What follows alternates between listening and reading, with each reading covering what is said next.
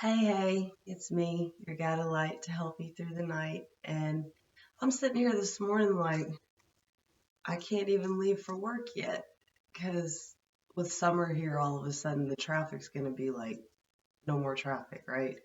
I used to have to allow 30 minutes to make it 10 minutes down the road, and now I know it's going to take me maybe 15 minutes, and I still got up at the same time, and I'm like, man, I could have slept in, but the thing about me is I wake up before my alarm anyway, so there's really not any way to adjust it.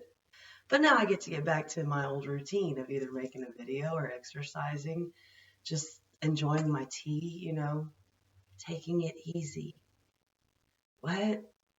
I said take it easy. Anyone that knows me knows that's really hard for me to do because then it's like I have all this extra time. I don't know what to do with it.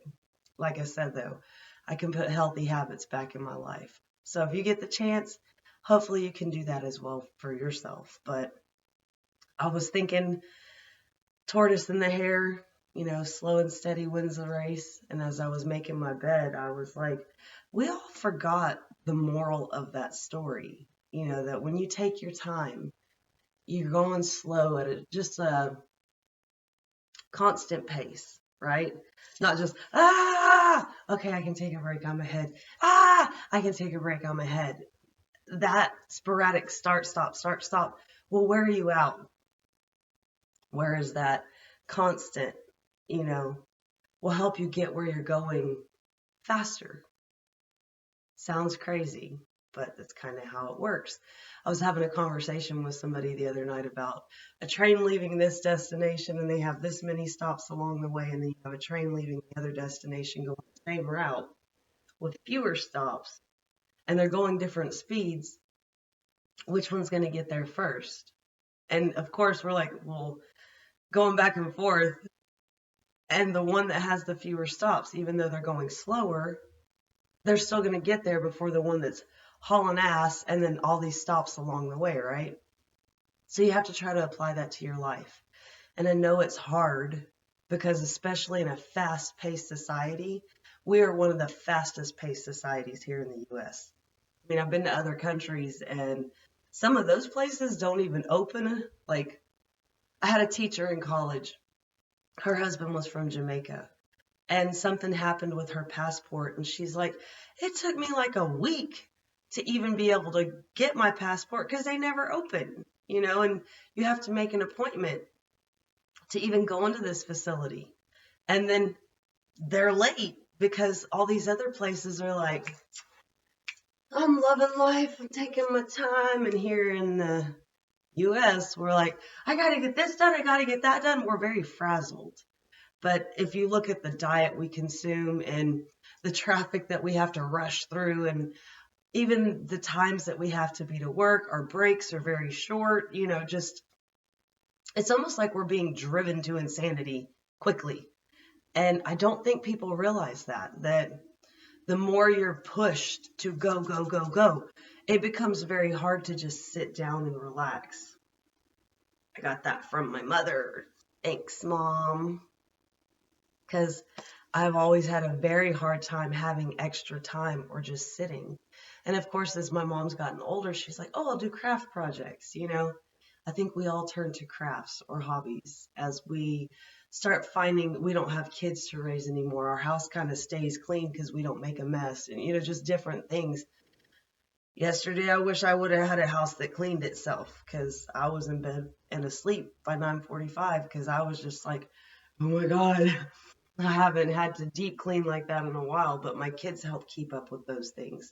And when you can share the burden of taking care of a house with your kids, your spouse, whoever lives with you, you have more time. And I think honestly, a lot of us don't know what to do with that time. And that's kind of why we just keep ourselves busy, hurry, hurry, hurry, stop, hurry, hurry, hurry, stop, instead of just like mosey along and I'm going to enjoy the day. But this is where I encourage you to start finding things you can do. Then all of a sudden you're like, I want to make that extra time. I want to be able to do something that's going to be good for my soul, that's going to lift my spirits, it's going to make me feel good. And used to, the only thing I knew to do was to drink, party, you know, never knew what to do. And when you drink and party all the time, this thing is so comforting. You don't want to get out of it, right? You're just like, I'm just going to lay here and let the day pass me by. And there's so many things that we're missing in a day. Like last night, I was sitting outside. There was no thunder, there was nothing, but I could see flashes of light, and it was like a energy storm way up high, and I love when the sky lights up. So it was kind of like, did I see that? It was like someone flicking the light off and on, off and on. And then all of a sudden, this big wind came out of nowhere. Trees are swaying. I mean, and I'm like, is this another tornado? Because when you just had a tornado happen down the road, it's like, okay, what's going on? But every time that happens, I'm like, there's those winds of change. It's almost like glitching into a new system. And then it's like, I wonder what timeline we're on. I wonder where this is going, leaping back and forth between like different realities in a way. I love confirmation. But anyways, if you find that things are changing for you and possibly slowing down for you, do something that you enjoy. Don't try to use that time to give to somebody else, because that is your jackpot. Your time, your energy, everything that you can do to heal yourself, and healing takes time. We've all heard it takes time to heal from a broken heart, or even if you get hurt, your body tells you, I'm going to need 6 to 8 weeks to make that better. And then it's still not going to be optimal, but, keep it, stay easy on that part that's been hurt, and you'll get back to, we'll say 90-95%, especially the older you are, the less percentage you're going to get back. But I just encourage you to try to use your time wisely, because that's one thing you're not getting back. We created the concept of time, and that's something that constrains us, and it's sad, yes, but it is the reality of the life that we live in. So if you get a chance, go for a walk in the evening or the morning, or, before it gets too hot, because I'm sure we all live under the same sun. And you talk about, whoo, doggy, it gets something vicious, especially here in lower Texas. It gets really humid, and the devil's kitchen is not a place you want to just sit and lounge in. But, do something that's beneficial for your own health, for your own mind, for your own well-being, and allow yourself the time to just take it easy, take it slow.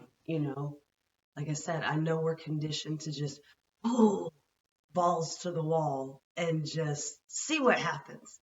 But when we can start planning for ourselves, things tend to work out a lot better. And I'm not saying sit down and map out your day, but even if the plan is just to take it easy, try to stick to that plan, see what happens. I'm going to leave it at that. And I'm hoping that you have a great week. It's the beginning of a new week for me.